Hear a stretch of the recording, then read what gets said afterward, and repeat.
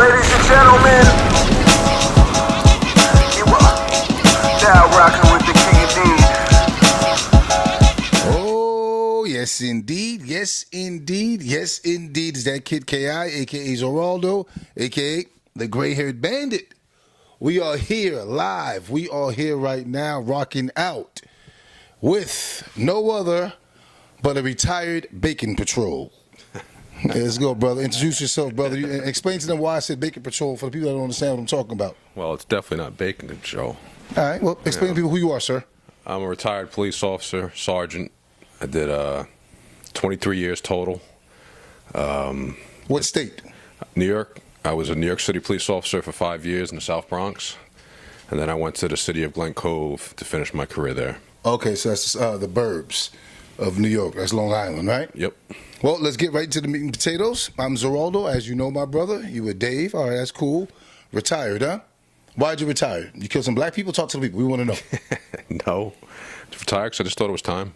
Okay. You know, wasn't having a good time anymore. I was a union leader as well as a police officer, and that took a lot out of me. Understood. So I got some military time I was able to buy back, so I was able to move on to greener pastures. You see the climate of the world right now. The 2020 is insane. It's on fire. The entire nation is going crazy. You see the death of George Floyd. You see Breonna Taylor. Everything that's going on. It's almost like there is a microscope on the police officers nationwide. What do you think about that? Talk to the people. That first. The George Floyd thing was terrible, and I don't think you'll find a police officer that doesn't agree with that. And unfortunately, that just was, that lit the fuse that now everything has, come to a front, and now police are scrutinized like I've never seen before, and it's a shame. I think times are bad right now. Right, but at the same point in time, I have Instagram, TheKingIndeed. You've commented on it. You've commented on the lives that I've had. You agreed with some and you disagreed with some. Mm-hmm. What are the points and the key things that I've actually stated or I've actually put video out that you disagreed with? One thing you got to understand is when somebody's resisting arrest, we got to put our hands on people. I was a training officer, and if somebody's resisting arrest, and it doesn't mean they have to be swinging at you. If they have to be cuffed, and they're not complying, force has to be used. And it seems like in this day and age that every time a cop uses force, it's wrong. Well, and as a police officer, even I was a training officer, I always taught my guys, once the cuffs are on, the fight's over.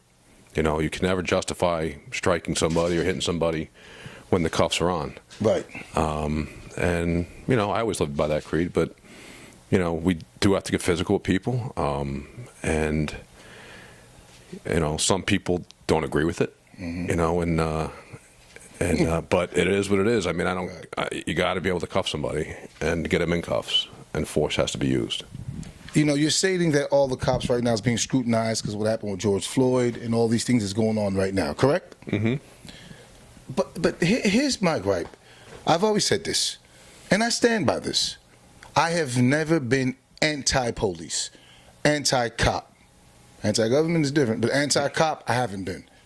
I am anti-oppression. And what I mean by that, anybody that oppresses people, or anybody, the abuse of power, you a sucker. You a sucker for that. And I'm going to tell you what I mean by that. Here's the issue that I have, Zoeraldo, with certain police officers. You need to police everybody the same. And what I mean by that, I know it's almost impossible to do that, everybody, because you're not going to police an old lady like you police a young man.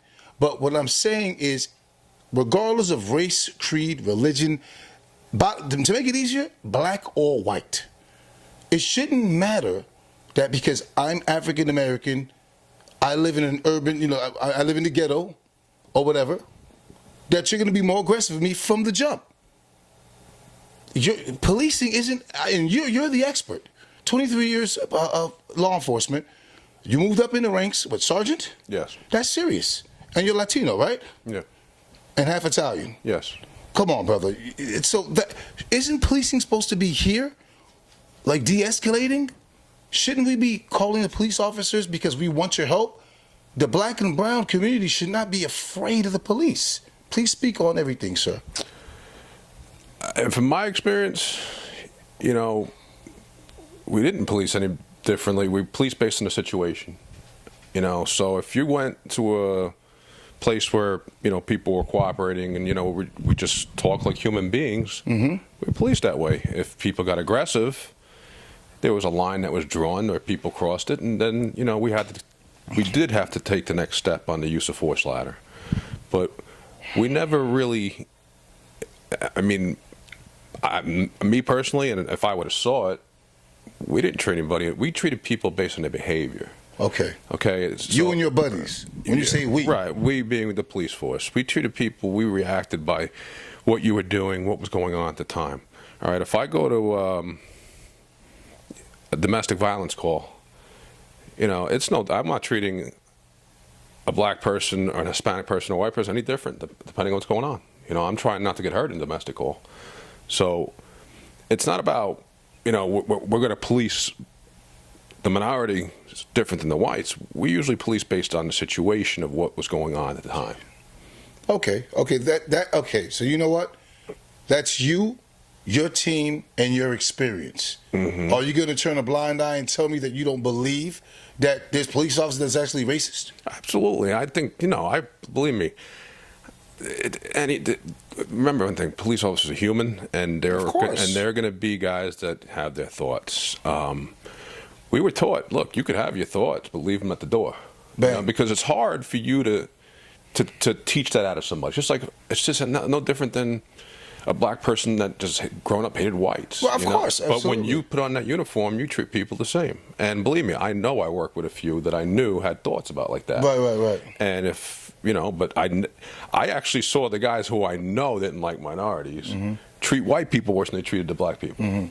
You know, because they left it at the door. How do you pass a psych? Because the psych's a joke. That's ridiculous. The psych's a joke. They make you draw a house. I know at least 3 Port Authority cops. I won't say no names, but 3 of them. One is dark as night, one is Latino, and one is half black and half Italian. And the 3 of those are thick as thieves. I love those guys, good guys. But none of these guys should have passed the psych. Oh, you leave those boys No, alone. no, I'm not joking. No, I'm a real one. Yeah. I'm amazed at the police officers. But they're not, I'm not saying they're crazy because they're racist. They're just insane. Yeah, well, it's insane hanging out. Maybe. Okay, then you know what I'm talking about. But the concept of Black Lives Matter, why do people think that immediately that it means white people don't matter? All lives are.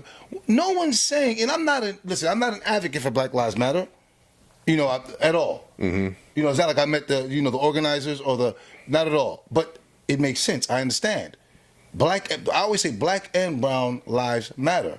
It shouldn't be that, you know, I'm married to, you know, I'm Haitian. I'm a Zoe life. I shouldn't, and I'm married to a Hispanic woman, Puerto Rican. My kids are half cash. That's what I call them. They're half and half. Why is it that my children should not be afraid of any police officer? Me, I'm very vocal. I'm very confident. So if a police officer stops me, I'm very confident. I have no problem. I'm gonna comply as long as I don't do nothing wrong. The point that I'm saying is, why is it in the climate we have right now that our black and brown people are afraid of police officers? This is not the 80s, G. You know the 80s when cops was whooping your ass, dog. What is going on? And Dave, you have to. This is the King Indeed. This is raw. Like, this is not, no respect to the other CNN and all that. I want you to be raw. This ain't Fox. I want you to be raw. You got to keep it funky. Well, the one thing. Can you get in trouble for talking about this? You retired, right? Well, then talk about it. Well, the one thing I'll tell you right now, what most police officers and you know, others that say the Black Lives Matter term is okay. I'm not for the movement. All right, the movement I think is a Marxist movement that, you know, highlights a lot of things that have nothing to do with black people and minorities. So the actual movement, the hashtag Black Lives Matter, I'll never support them. They do nothing but they believe that there should be no police force, that it should exist. That's crazy. That's crazy. You know, they believe that, you know, Wait a minute. That part, yeah. Some of the rules they want to defund the police. That means they don't want to give you more money than you make. Some cops, how much cops are making, man? $150,000. That has nothing to do with the funding. The funding the police. The funding the police has nothing to do with their salaries. The funding the police is basically stripping them, taking them away. Oh, word? Yeah, so it has nothing to do with taking their salaries. You know, well, they say too much bacon gives you a heart attack. well, right? Hey, trim the fat. You got to do. But no, I mean that's people like the police. You know, the actual movement. I'm not for. And when you're turning around and saying, you know, oh, you won't say it. No, it's not that. It's just because to me, I'm highlighting that movement, which to me is super corrupt. But at the same time, you don't have to fear the police. I mean, you really don't. I don't fear the police at all. I don't think blacks, minorities, Hispanics, brown, you know, Asian, white, whatever. I mean, you don't have to fear the police. They're not. What do you mean Asian white? What Asian or white person scared of the police? I told in you. America. What Asian or white is? Hold on now. We're talking I told you I work with a guy that I know for a fact hated minorities, but treated the whites worse. That's one guy. I've seen many of them. Dave, we're not going to do this. No, hold on. We're talking about nationwide. We're not talking about just New York, Glen Cove, and your little Hollywood, country hill house in the suburbs. We're talking about, you know what I'm saying to you, the nation. The nation. All right, let's go back to when I worked in the South Bronx. I worked in the 40 precinct. It was 1 square mile, had 1 million people in it. It was the whole precinct was projects. The whole precinct. We used to do drug ops from our locker room because they used to sell right outside the locker room. Yeah, because guess who was supplying them? The police back then. Oh, you're out of your mind. Really? Dave, are you that naive not to realize what's going on here? That's total naive statement. Come on. It's total naive. COINTELPRO, counterintelligence program that the CIA and the FBI, J. Edgar Hoover, actually, Google it. It's written, it's documented that they actually flooded Oakland, California with the white girl. And when I say white girl, I'm not talking about a woman. I'm talking about cocaina, heroin. That's what they did to neutralize the Black Panthers, sir. That's a fact, sir. America is the biggest drug dealer in the world. Not a fact. No? It's just theory. All right, but it can't be a theory. They admitted it. They admitted this. What are you talking about? Well, the drug ops we did not supply them with. Oh, then that's all you had to say. Okay. That's all you had to say. All right, but I worked in that neighborhood. Yes, sir. And it was 25-story projects, buildings, shots fired. You know, that's the crazy. Murder rates were through the roof when I first got there. What decade was this around? This was 1990. The 90s? The 90s? 96. Oh, the 90s. Late, towards the end of the crack era. Mm-hmm. And I'll tell you right now, 99% of the people, when they saw me walking on foot in uniform, loved seeing us. Really? They loved seeing us because it was a really bad neighborhood. What about the drug dealers and the criminals? The hardworking people were happy we were there. Okay. And they would interact with us. They would talk to us. You know, kids came up to us. I made it a point to play basketball with the kids. I made it a point to, if they were playing, football, in the street. We always made it a point to interact with the public, and the public actually loved us being there. You're a good man.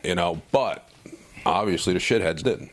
They didn't want us there, and they acted accordingly. But I'm telling you right now, I worked those neighborhoods and I interacted with a lot of people, and they would run up to us and say, "We're so glad you're here right now, because now I can let my kid play." That's a beautiful thing. So I think you hear that, oh, black and brown are terrified of the police, but I worked in a neighborhood where murders were about as high as they're getting right now, because what New York City, what's going on in New York City, I think is an abomination. What do you mean by that? What do you mean? Because blacks are killing blacks? I think like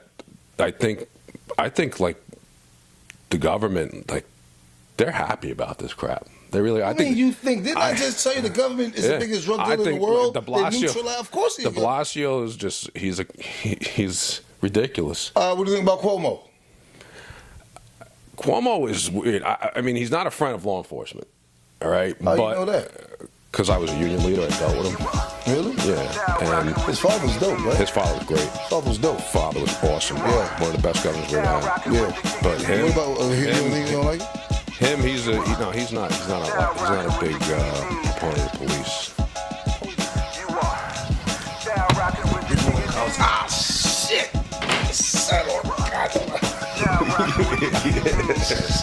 Yo, I got set right on. I'm not even bullshitting you, bro. How many times you probably do that? Shit, man. Now rocking with the King Indeed. Is it going?